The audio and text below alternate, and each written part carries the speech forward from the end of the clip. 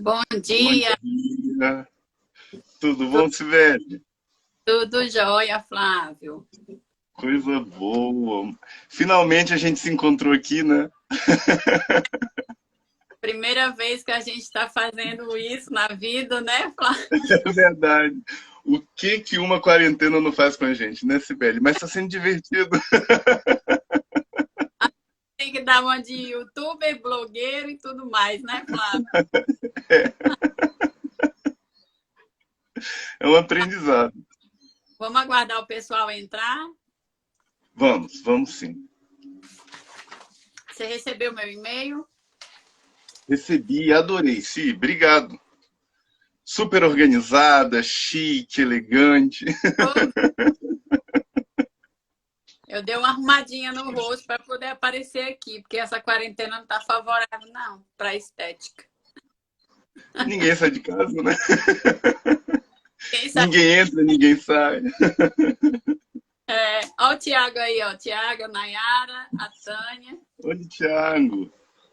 a Natália tá chegando. A Natália. Sempre organizada, Natália. É invejável. Ó, os alunos, se não entrarem, vão perder de ganhar um brinde, né, Flávio?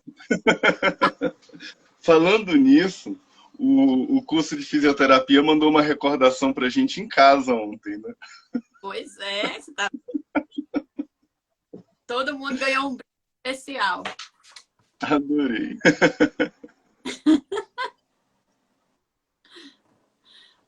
Flávio, Muito já pode- bacana esse dia. acho que já pode começar. Já são 10h03, o pessoal já está entrando. Bem, Cibele, eu não sei se o pessoal que veio é de fora da universidade, a gente contou para todo mundo que ia reunir hoje, né? Então Pois é. vamos nos apresentar. Sim, vamos nos apresentar. Pode começar.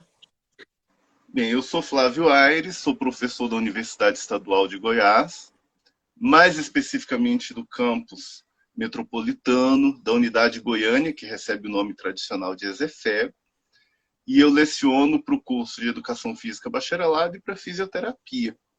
E também no campus central, que é a Unidade de Ciências Exatas e Tecnológicas, no mestrado em Ciências Aplicadas a Produtos para a Saúde.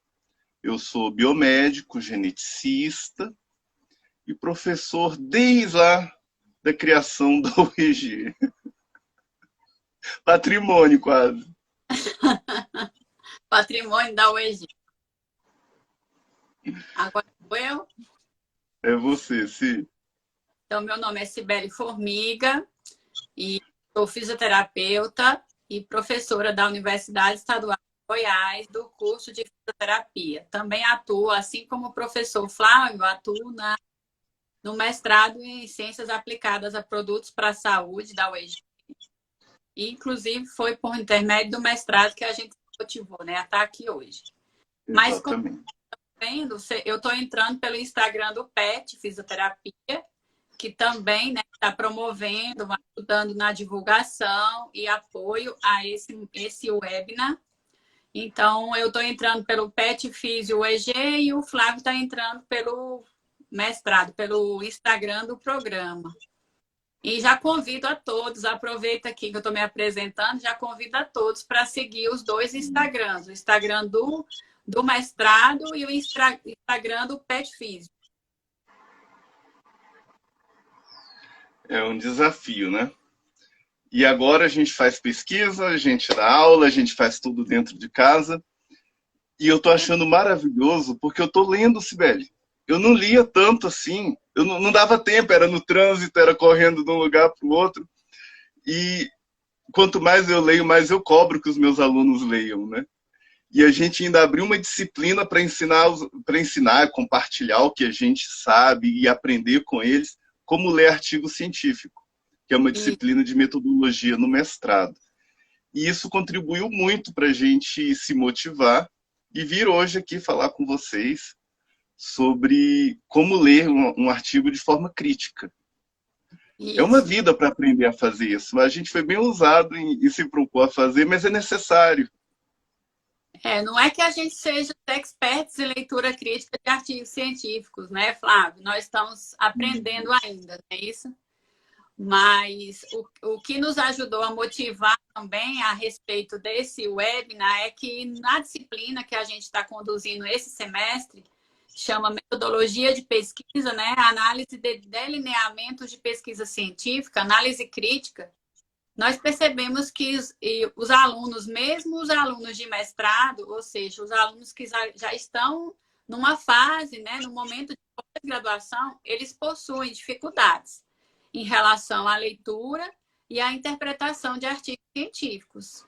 Então, isso também nos incitou, né, motivou a trazer a temática aberta assim, para todos. Nós sabemos que temos aqui presente nesse momento alunos de graduação, né, e alunos também de pós-graduação. Esse tema é de interesse de todos, né? Não só para alunos de pós-graduação ou graduação, mas também para profissionais que estão trabalhando, né, na assistência, principalmente que a gente vai puxar mais a sardinha, claro, que é para a área da saúde, porque nossas formações, a minha e a sua, né, Flávio, é da área da saúde, e a gente vai puxar a sardinha em relação a isso.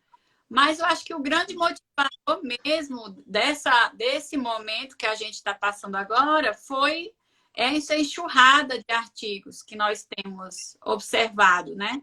Uma enxurrada de artigos sendo publicados ao mesmo tempo. Agora mesmo, antes de começar esse webinar, entrei aqui no PubMed e coloquei... Eu faço isso quase toda semana, né? Eu entrei no PubMed e coloquei Covid-19. E você sabe, lembra? Isso da nossa... Em março, né, eu falei para os alunos que eu tinha colocado Covid-19 no PubMed, tinha saído, não lembro quantos, se eram 3.000 artigos. Ou eram 7.000. Era um número grande. Só que hoje, quando eu coloquei Covid-19 lá no PubMed, apareceram 17.301 artigos. Ou seja, em menos de 2 meses, né, o número aqui subiu exponencialmente de quantidade de artigos. E aí, nem sempre a quantidade de artigos reflete a qualidade da pesquisa científica. A necessidade de encontrar respostas para tantas perguntas hoje é tão urgente, né, diante da gravidade da pandemia, que todo artigo que pode trazer uma luz, ele é aceito e divulgado e fica a critério da comunidade científica triar a validade, o teor desses trabalhos. Então, a gente vai ter uma noção mesmo daqui a algum tempo. Agora... Como o tema é novo, né? Como é considerado uma novidade, chama muita atenção dos editores de revistas, né, Flávio? E a gente encontra essa quantidade absurda de trabalhos. Os alunos da gente lidam com essa realidade de tantos trabalhos e como que eles vão fazer com isso? Porque tem que fazer uma revisão bibliográfica, tem que discutir os resultados, tem que encontrar uma melhor metodologia para o mestrado. E aí é a hora que o nosso aluno fica com o HD cheio de arquivos. E o que ele vai fazer com esses arquivos, né? Porque daqui a 10 anos será... Não precisa falar 10 anos, daqui a 6 meses. Será que eles vão encontrar esses artigos organizadinhos? Não... Será que dá tempo de fazer isso, né, Sibeli? Pois é, os alunos ficam perdidos em como fazer as buscas, ficam perdidos em como organizar os artigos e como proceder com a leitura e, na verdade, a seleção, né? Quais artigos vão ser mais importantes, quais vão ser menos importantes para entrar no trabalho. E aí eu acho assim, que um ponto importante que a gente tem que destacar aqui, né, que a gente aprender a fazer a leitura crítica é um ponto essencial para a gente aprender a escrever. Exatamente. Porque a gente só consegue escrever bem se a gente lê bem. E algo muito interessante que eu comento com os meus alunos é que quando a gente lê um trabalho de forma crítica, a gente não diz respeito ao autor do trabalho. A gente compreende que o autor ofereceu para a gente o melhor que ele pôde naquele momento. E a gente tem que ter senso crítico para tirar o melhor proveito possível daquilo que nos foi oferecido. E isso é maturidade científica, né? Então, Isso. ler o trabalho com a crítica adequada é muito proveitoso, porque a gente aproveita o que os outros autores podem nos oferecer de melhor. Isso. E outra coisa que toda pesquisa é perfeita, né, Flávio? A gente sabe que a pesquisa científica ela é cheia de atropelo.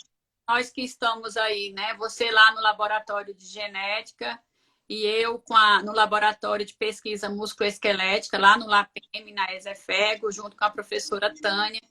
Os desafios que nós enfrentamos no dia a dia, né? Para conduzir pesquisas com, assim, os critérios de qualidade que a gente a cada dia vai aprendendo como fazer da forma correta e tentando ensinar nossos alunos como fazer da maneira correta.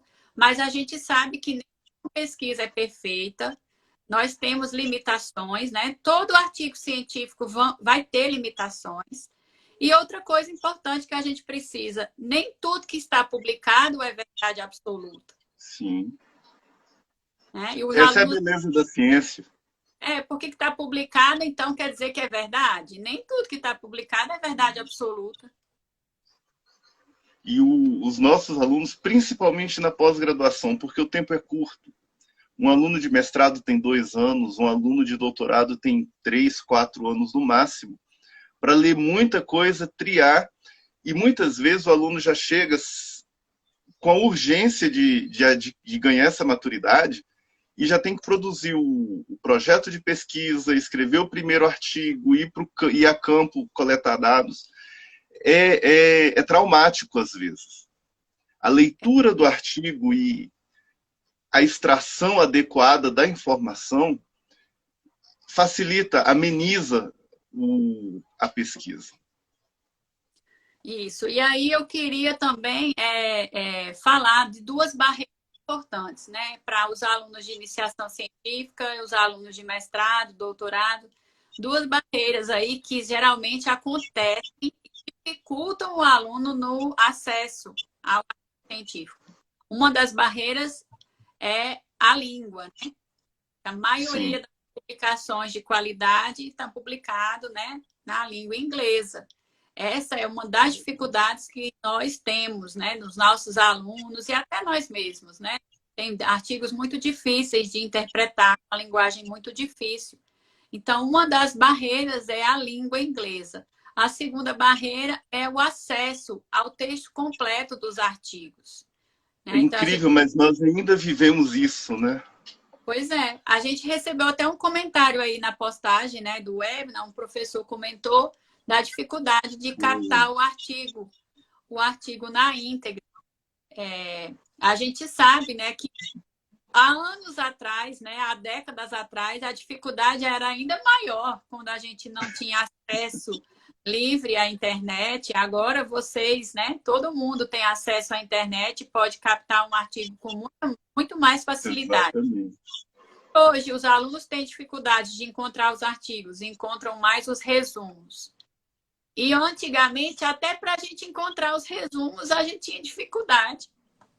Eu lembro que eu tinha que ir à biblioteca, encomendar os resumos, havia uma taxinha para isso. O resumo chegava e a gente ticava nos quadradinhos qual artigo que a gente queria. Isso, E aí o funcionário da biblioteca falava, custa tanto, e quando a outra biblioteca nos enviar, a gente te avisa que os artigos chegaram. É desse jeito. E aí a Quando gente eu passava... encomendar os artigos. Quando eu passava férias em algum lugar, eu levava a malinha de xerocar artigo. Eu ia para a universidade do lugar, xerocava os artigos e trazia para casa.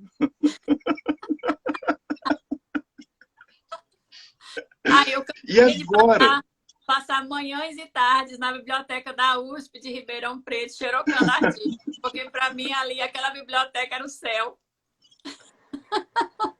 E agora está tudo online e às vezes a gente não tem acesso porque custam $35, $50 um artigo.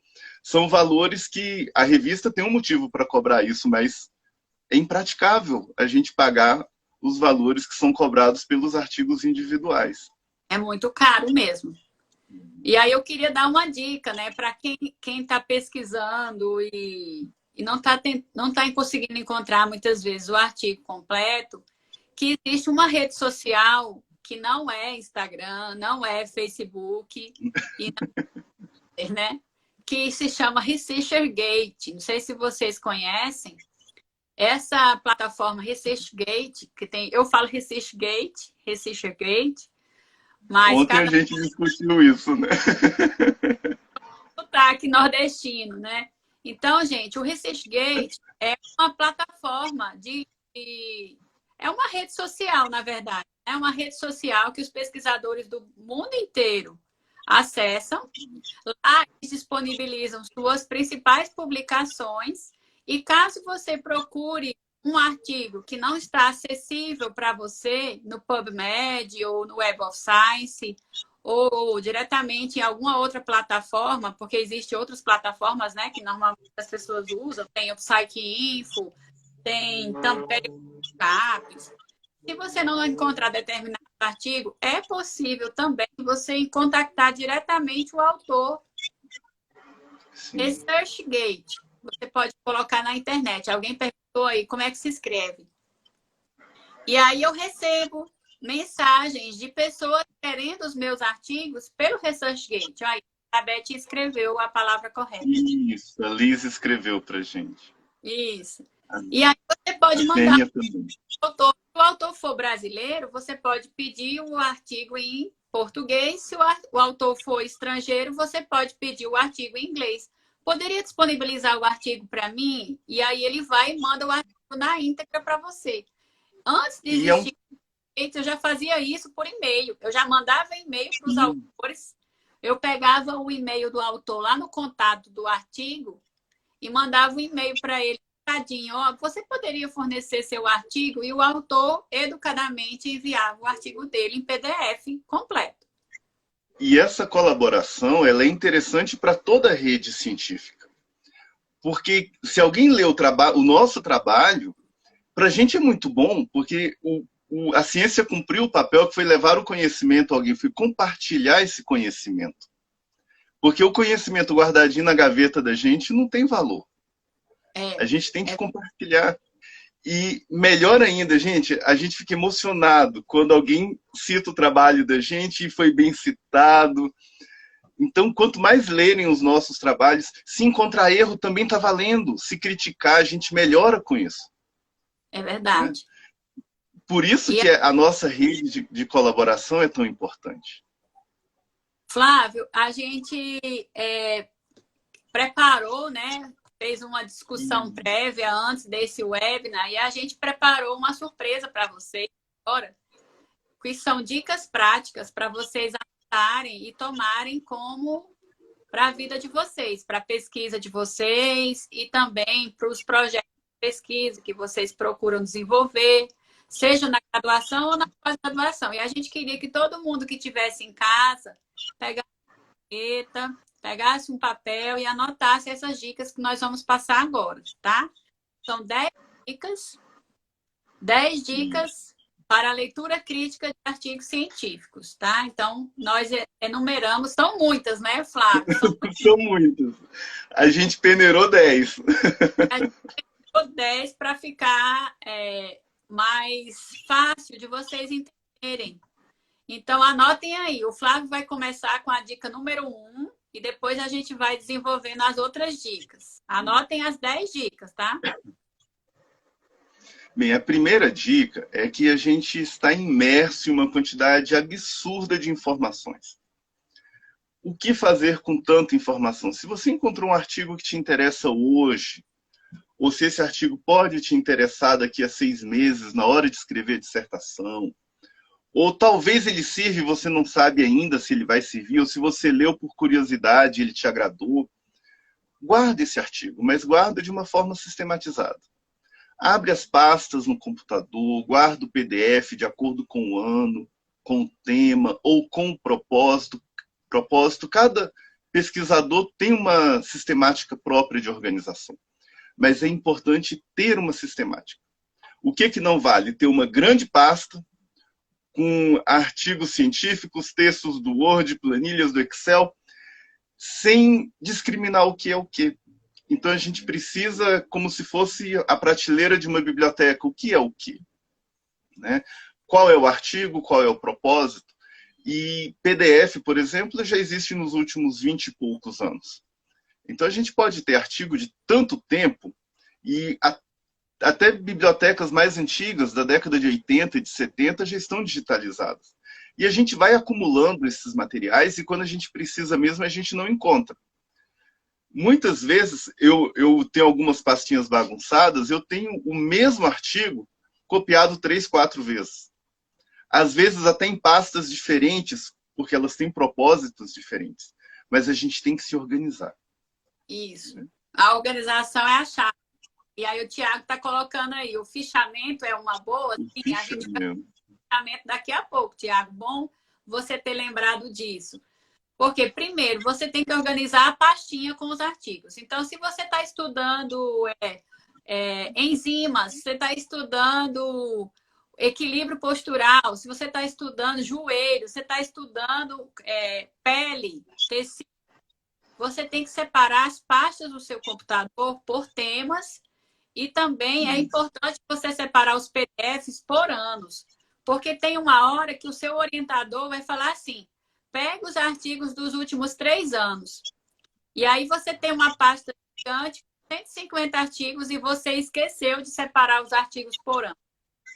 Então, você tem que entrar um por um para ver o ano do artigo. A gente não consegue. O Flávio gosta muito de falar que a gente não memoriza artigo, né, Flávio? Não. A gente lê, a gente entende que o artigo é importante, daqui a 6 meses a gente se lembra de ter lido o artigo. Mas a gente não se lembra de valores, de detalhes metodológicos. A gente tem que voltar e reler. Isso. Então, a gente não consegue decorar as informações de todos os artigos científicos. Nós, professores e os pesquisadores, não conseguem decorar todas as informações. Nós temos que ter o nosso banco de dados, né? Nosso banco de dados de artigo. Então, coloque sempre o ano do artigo e o tema. Ou o ano do artigo e o autor. Se você é um fã daquele autor e pesquisa muito sobre determinado autor, você pode separar uma pasta só para artigos publicados por aquele autor. E aí você tem uma sistemática de organização mais fácil para conduzir as suas anotações e as suas revisões. Algo que tem funcionado... Oi. Pode falar. Algo que tem funcionado muito bem comigo é colocar no nome do arquivo o nome que eu usaria na citação. Por exemplo, Formiga et al., 2020. E do lado eu coloco o tema da pesquisa. E geralmente eu organizo dentro de pastas. Eu escrevo um artigo, todas as referências que eu utilizei estão guardadas nessa pasta com o nome dos autores. Usando essa disciplina, a gente nunca perde as referências. Isso. Então, a primeira dica já foi dada. Organizar bem os artigos e de uma maneira que você consiga localizá-los. Qual é a segunda dica, Flávio? Gente, não economizem marcador de texto. Caneta, lápis. Essa aqui é velhinha, tem 25 anos, mas ainda funciona, olha, de todas as cores. Então, rabisquem, risquem, marquem, façam perguntas para vocês mesmos. Se vocês leram um trabalho e têm dúvida, gente, professor tem tanta caneta, isso é apaixonante. É outra coisa que eu faço quando eu viajo, eu vou à papelaria. Não tem jeito. Vou dar um presente para a Cibele. É uma caneta. Caneta, marcador. A gente E aí... Eu era proibido de usar caneta, eu só podia escrever com lápis. Senão levava puxão de orelha na escola. Agora eu tô na fase das estabilos. Ó, aqui, ó. Eu tô agora na fase das estabilos. Olha isso aqui. Você é muito chique, Cibele.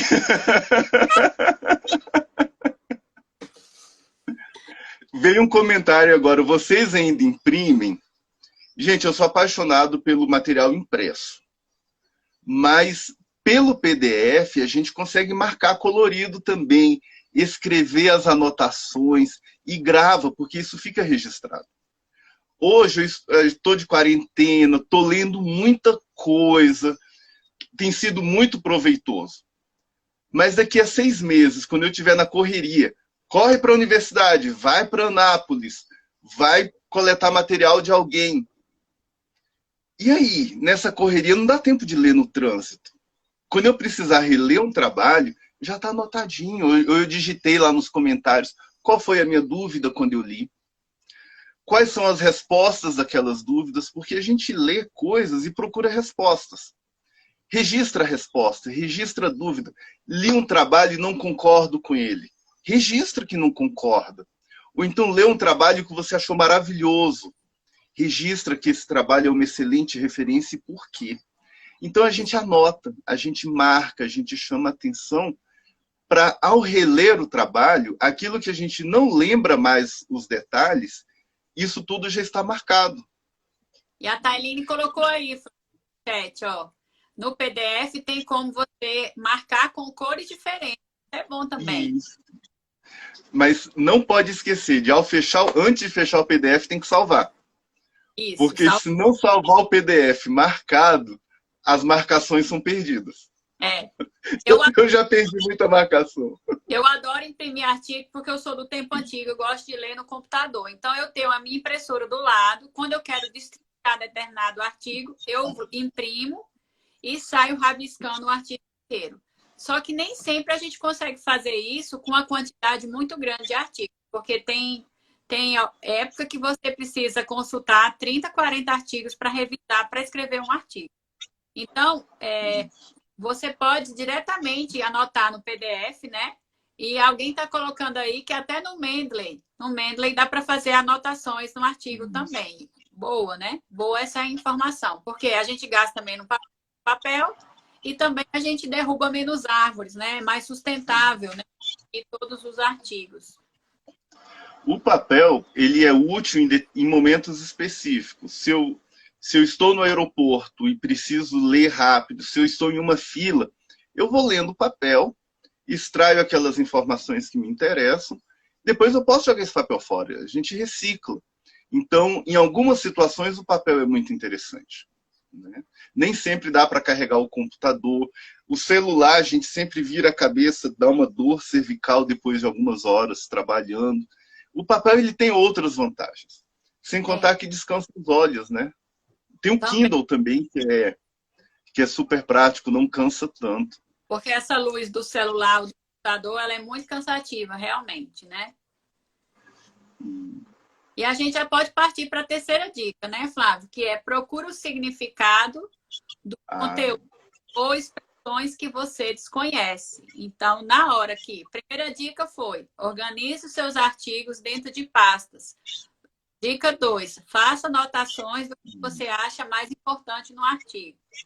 3, a dica 3, anotem.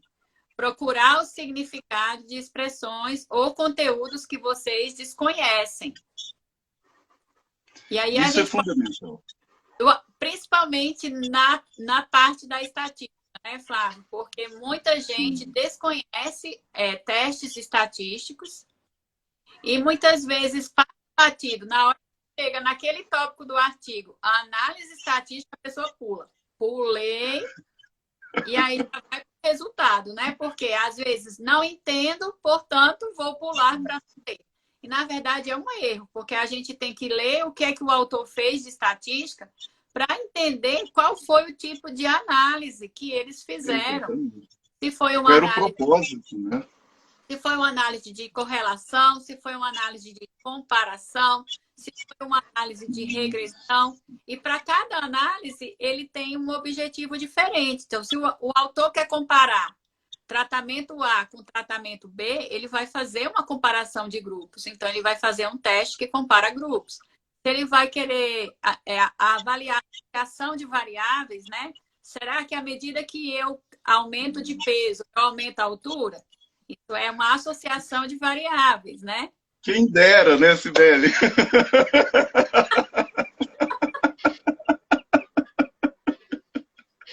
Na infância acontece, né, Flávia? A medida que vai crescendo, ela vai ganhando peso.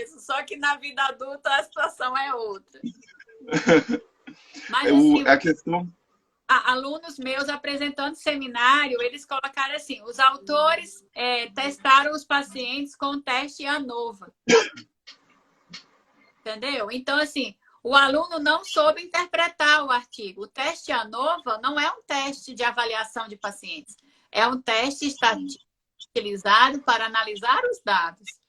Mas na hora de ler o artigo, o aluno pula essa informação e começa a misturar todas as bolas, né? E às vezes até lê, mas compreende errado, ainda mais quando lê em inglês. Muitos de nós acreditam que sabe espanhol, mas a gente, ao ler em outro idioma, a gente tem que consultar um dicionário. E muitos trabalhos leem associação e concluem causa. Então, uma relação de associação não significa relação causal. Isso. Então, ler a estatística. O dicionário, pega o Wikipedia, vai olhar o significado daquilo, né? Eu ainda consulto o dicionário físico. Mas na correria, o Google dá todas as informações que a gente precisa. Você está lá falando que o artigo fala que foi feita uma análise de regressão, aí você fala, gente, será que isso é sobrenatural? E depois que a gente lê, fica tão simples, é tão bobo isso. Aí coloca no Wikipedia, análise de regressão, o que significa? Aí você lê o que é análise de regressão, aí você consegue entender mais ou menos o que o autor propôs quando ele queria fazer uma análise de regressão. E então, registra. Oi, pode falar. Registra no artigo o resultado da sua pesquisa. Para quando o artigo for relido, você já ter essa informação disponível, porque a gente não lembra de tudo. É verdade.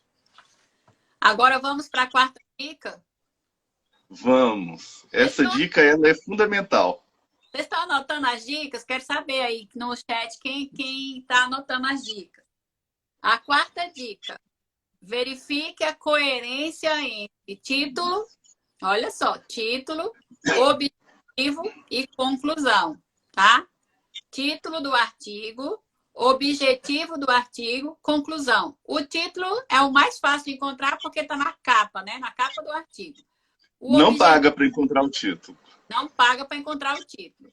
O objetivo do artigo ele está escrito no resumo e também no final da introdução. Todo artigo tem um esqueleto básico, que a gente já sabe.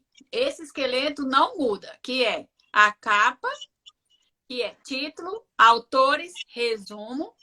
Depois vem introdução, materiais, métodos, resultados, discussão e conclusão. E, por fim, as referências bibliográficas. Todo artigo tem esse esqueleto. Esse esqueleto não muda, é a estrutura, tá? Mas onde que eu vou encontrar o objetivo do artigo? No resumo tem, mas o mais importante é o objetivo que está escrito no final da introdução. Então, você vai ler o finalzinho da introdução, o autor traz o objetivo, e aí você vai lá, lê a conclusão e compara. Título, objetivo, conclusão. Será que essas três coisas, elas estão coerentes? E às vezes o trabalho é uma revisão bibliográfica, uma revisão de literatura, e não tem, pode ser um short communication, não tem uma formatação padrão, é uma padronização de exceção, mas tem essas informações. A gente vai correndo o olho pelos parágrafos e tem o objetivo. Essa revisão tem como objetivo, e aí descreve o objetivo dela. E o último parágrafo da discussão, se não tiver um tópico de conclusão, o último parágrafo ele tem que fechar a ideia principal, o resultado principal do trabalho. E o artigo ele tem que ter uma conclusão objetiva, gente. Então, a conclusão ela responde o objetivo. Então, vamos imaginar, vou dar um exemplo aqui. O título do trabalho é o uso do Pilates. Vou dar um exemplo da fisioterapia para puxar a sardinha aqui para a fisioterapia. O uso do Pilates em dor lombar em mulheres, tá? Imagina-se que você pegou um artigo e está escrito isso. O uso do Pilates em dor lombar em mulheres. E aí você vê o objetivo, está escrito assim, verificar o efeito do uso do Pilates em mulheres. Mas o efeito em quê? Entendeu? Exatamente. É em lombalgia?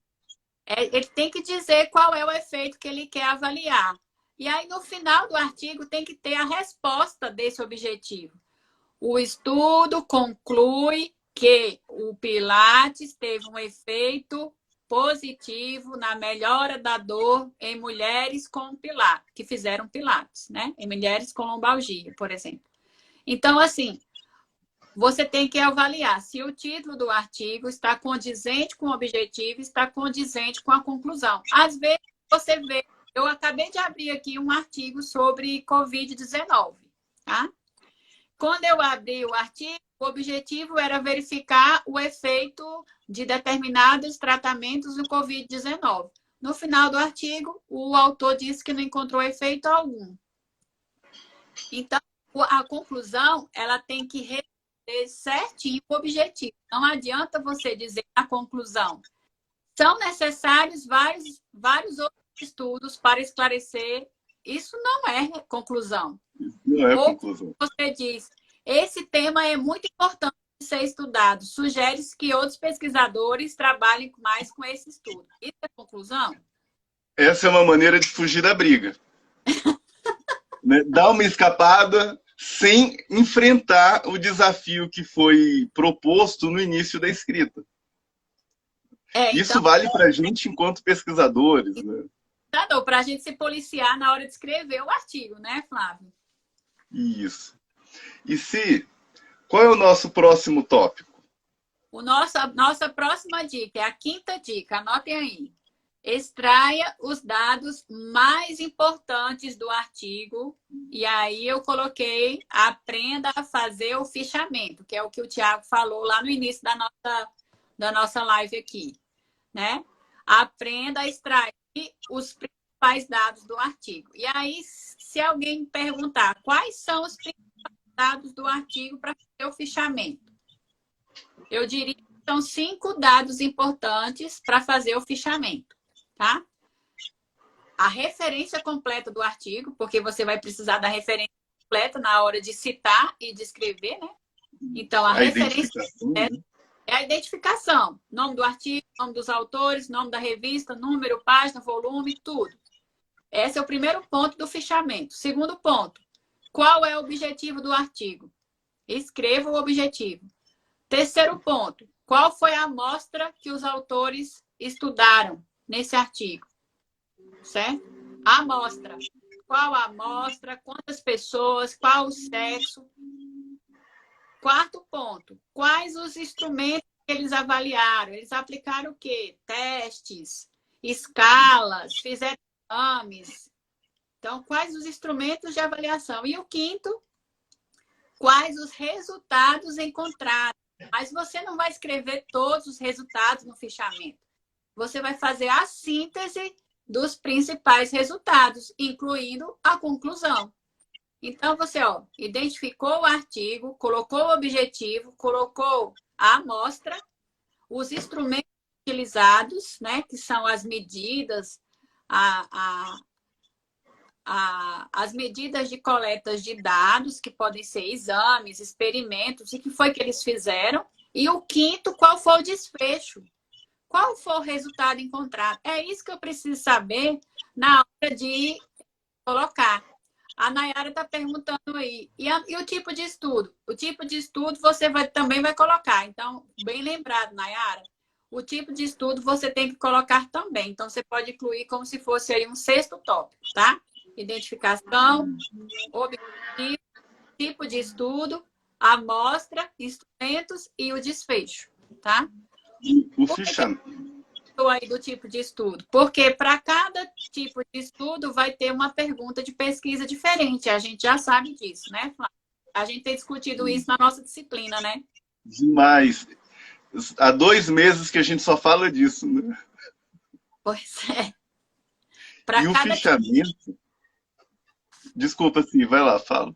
Então, para cada tipo de estudo, você vai ter um delineamento de pesquisa diferente. Então, se o estudo é transversal, se o estudo é de coorte, se o estudo é caso-controle, se o estudo é um ensaio controlado, que a gente costuma chamar de ensaio clínico, e se o estudo é uma revisão sistemática.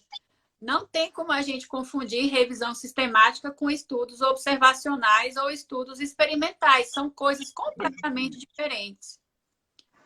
Aí alguém que está assistindo aí a nossa discussão pode estar se perguntando, se eu quiser começar na minha vida acadêmica, o que é que eu posso fazer para começar a ler artigos científicos?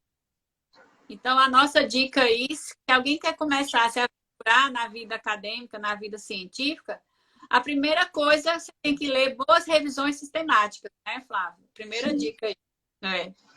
A revisão sistemática, ela ajuda a gente a pegar o que tem de melhor nesse universo de excesso de informações que é onde nós vivemos hoje. Hoje está muito difícil triar, de fato, o que deve ser levado em consideração, porque tem um excesso de coisas, né? E a revisão sistemática já entrega para a gente de mão beijada a triagem e a seleção do que existe de melhor e mais confiável. E boas revisões sistemáticas, porque não é qualquer revisão sistemática que você vai pegar para estudar logo de cara. Então, a gente indica que você pegue uma boa revisão sistemática, principalmente revisões sistemáticas publicadas em inglês, ou revisões sistemáticas sobre aquele tema que foram publicadas pela Cochrane. Cochrane é a base que fornece as principais revisões sistemáticas no mundo, tá? Se alguém puder escrever aí para mim, para facilitar, Cochrane, tá? Cochrane Collaboration. Isso, Cochrane Collaboration. São as principais revisões sistemáticas no mundo sobre determinados assuntos, tá? Então, não é qualquer pessoa que escreve uma revisão sistemática para a Cochrane. São pesquisadores seletos que escrevem esses tipos de revisões sistemáticas, tá? E, ó, a Zênia aí colocou. Vamos para a Quando a gente fala revisão sistemática, isso inclui as meta-análises também, né? Vai um junto ao outro.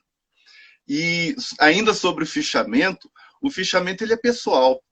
Então, se eu tenho um trabalho muito grande a ser feito, eu já sei quais informações eu preciso, eu posso elaborar uma ficha mais detalhada e não uma ficha mais abrangente. Então, todos nós temos liberdade para planejar o fichamento antes de começar o fichamento. Vamos lá, que senão acaba o tempo. Escreveram aí a palavra correta, Cochrane. Vamos lá, sexta dica.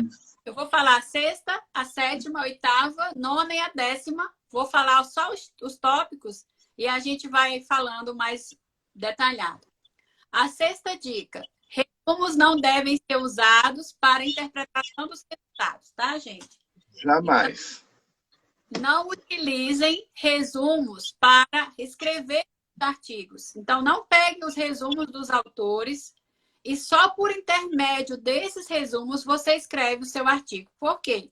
Porque muitas vezes os resumos, eles não têm todas as informações necessárias e os autores têm o hábito de valorizar ou supervalorizar o seu resultado no resumo. Então, nem sempre o resumo reflete os resultados reais encontrados naquela pesquisa. O resumo é para convencer o leitor que ele precisa ler o trabalho. Isso. É para isso. A sétima também, tá, Flávia? Aí você pode falar. A sétima dica. A introdução não representa os achados daquela pesquisa. E aí, só esse tópico aí daria uma live de 1 hora, tá? Só esse tópico, gente. Nossos alunos têm lido apenas a introdução dos artigos. Quando termina de ler a introdução, joga o artigo para o lado e vai escrever o trabalho. Fala aí, Flávio, o que é que você acha disso? A introdução, ela dá uma visão geral sobre o assunto, mas quem escreveu a introdução não é a pessoa que mais sabe sobre isso. Ela se baseou em quem descobriu, quem definiu conceitos. então vem alguém falar sobre gravidade. A teoria da gravidade, a força da gravidade foi descoberta por fulano no ano tal. E cita Aires. Não, na verdade eu citei um outro autor que citou um outro autor, mas eu não descobri isso, eu só citei. Isso. E alguém pega a minha introdução e me cita como sendo a pessoa que descobriu a força da gravidade. Não. Eu só citei isso na introdução do meu trabalho, porque eu precisava disso. Então, a introdução é para embasar o que vocês querem entender daquele artigo. Exatamente. E a introdução ela passa pelo filtro do pesquisador. Se eu leio sobre um determinado assunto e escrevo a introdução, isso passou pela minha compreensão. Outro pesquisador pode ter uma compreensão diferente. Portanto, a introdução não é o objetivo da gente ler um trabalho. A gente lê um trabalho para obter o resultado dele. A interpretação, a conclusão. A introdução é só um contexto. A gente vai entrando na 8ª dica, né? A 8ª dica é: leia sempre o artigo completo. Eu sei que tem dificuldade a gente obter o texto completo dos autores, mas se você quer interpretar o que aquele estudo quis dizer, o que aqueles autores fizeram, o que aquele grupo de pesquisa escreveu, você tem que ter acesso ao texto completo para você ler principalmente métodos, resultados e conclusão. Não adianta eles têm que ser coerentes. Introdução. Não é, Flávio? E aí a gente tem que ter coerência, né? No tópico número 9, avalie pontos críticos do artigo. A Joelma está colocando aqui, essa situação é recorrente na pós-graduação, né? O aluno só lê a introdução e faz a citação errada, né? A 7ª dica, Tiago, foi: a introdução não representa os achados do artigo, tá? A 8ª dica: leia sempre o artigo completo. A 9ª dica: avalie pontos críticos do estudo. Os pontos críticos que eu e o Flávio aqui elegemos, Flávio, né? É o tipo de estudo e o delineamento, né? A tríade, né? Objetivo, método, desfecho, tá? Tipo de estudo e a tríade. Quem é a tríade? Objetivo, método, desfecho. Se eu tenho um objetivo de comparar tratamento A com tratamento B, o meu método vai ser uma comparação de tratamento A com tratamento B. E qual vai ser o desfecho? O tratamento A é melhor que B ou o tratamento A é igual ao B. Tá?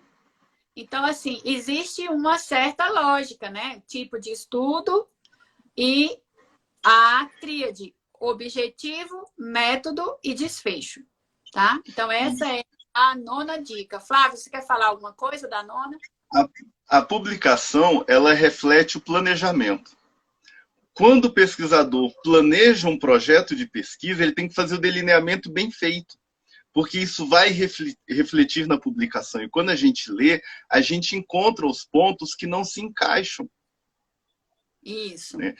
Se é uma pesquisa delineado como caso controle, se é um trabalho, um ensaio clínico randomizado ou não randomizado, tudo isso tem que ser bem planejado, bem descrito, e o resultado tem que ser coerente com isso. A Vaneide está perguntando se a gente vai deixar a live gravada. Sim, Vaneide, a gente vai tentar gravar aqui, o Flávio vai gravar e a gente vai colocar no TV, tá? Para todo mundo assistir depois. E todo mundo que assistiu até o final vai ganhar um brinde aí no final da live. A gente vai postar aí, tá? No final da live, nós vamos postar um quadro síntese com todas as 10 dicas para vocês, tá? E a gente vai entrar agora no item 10, né? Na 10ª dica, Flávio. Que é o quê?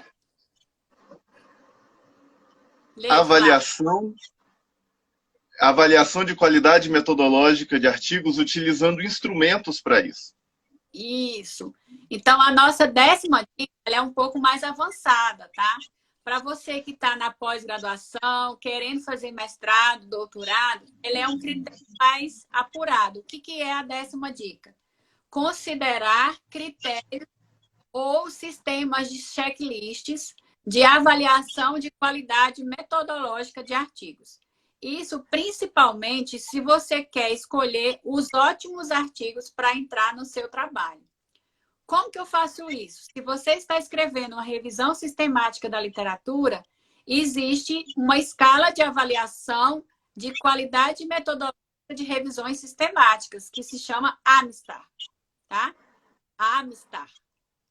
E existe também escalas ou critérios de avaliação de qualidade metodológica de ensaios clínicos randomizados ou ensaios controlados, aleatorizados, a forma que vocês acharem melhor de dizer. A escala Pedro se escreve P maiúsculo, E minúsculo, DRO maiúsculo. Pedro. Se vocês colocarem no Google, tá? Escala Pedro ou escala AMSTAR, vocês vão encontrar o checklist. Os checklists são os critérios que são avaliados para atribuição de uma nota para avaliar a qualidade de um artigo científico. No caso de revisões sistemáticas, temos um exemplo aí, a AMSTAR. E no caso de ensaios clínicos, tem um exemplo apenas.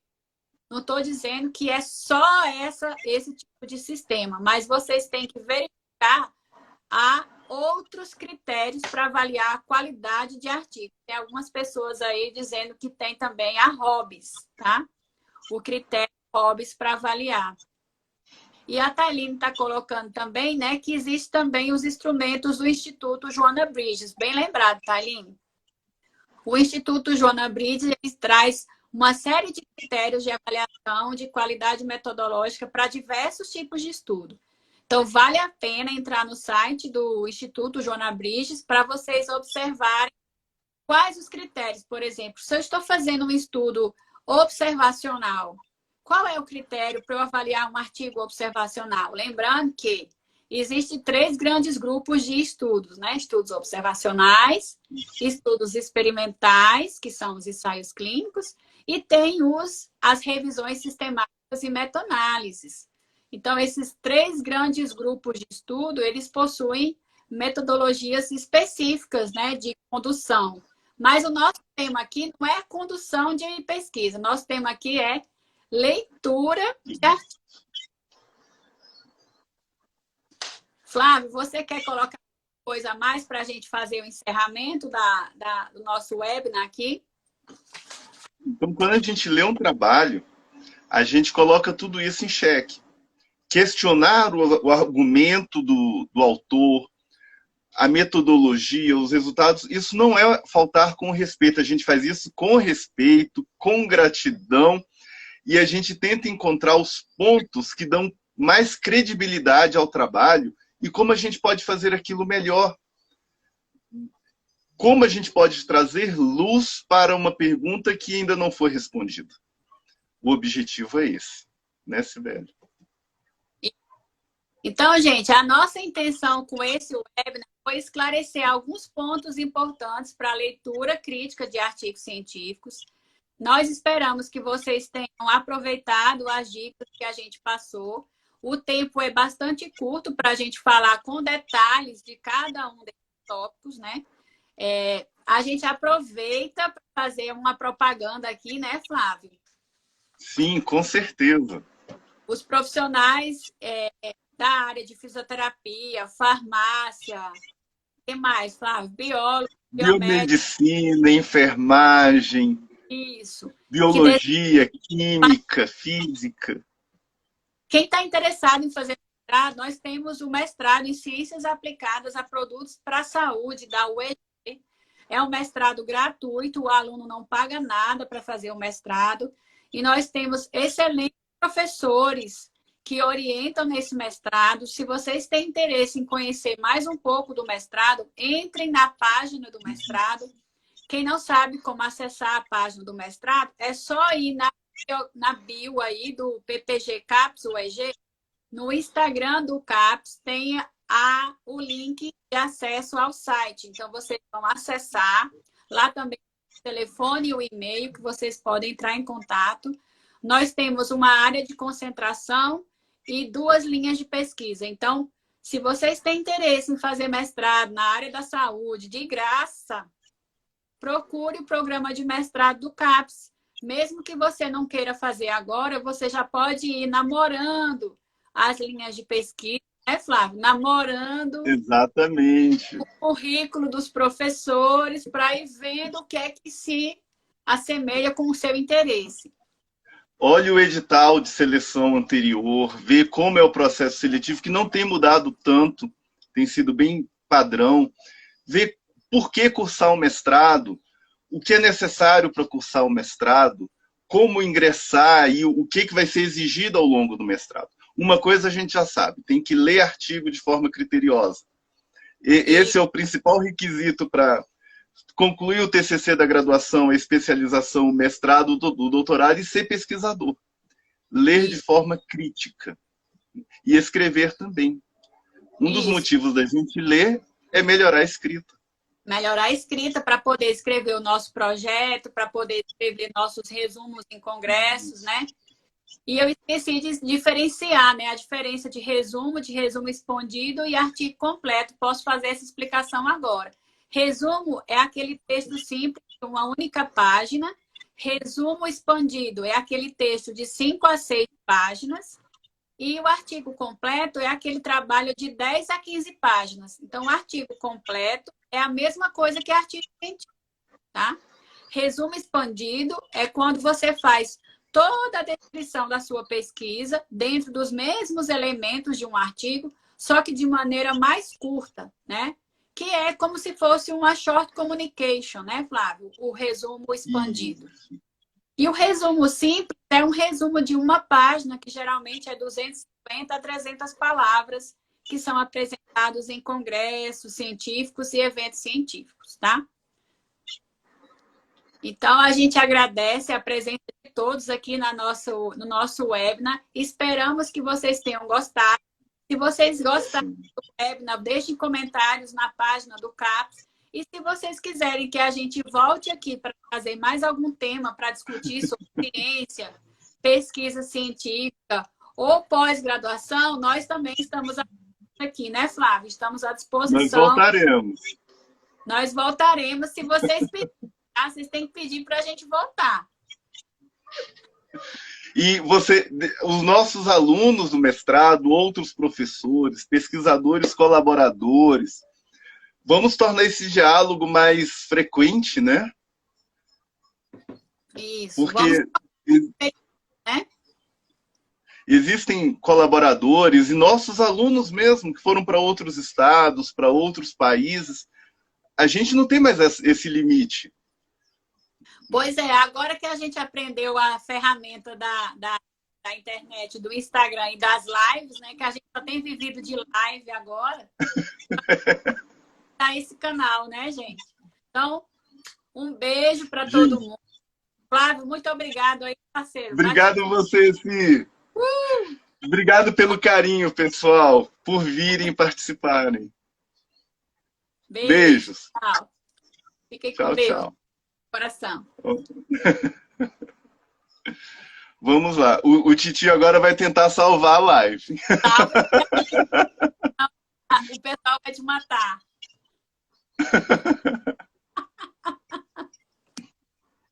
Calma aí. Tem aqui encerrar vídeo. Encerrar e salva. Posso clicar no botão vermelhinho encerrar vídeo? Pode.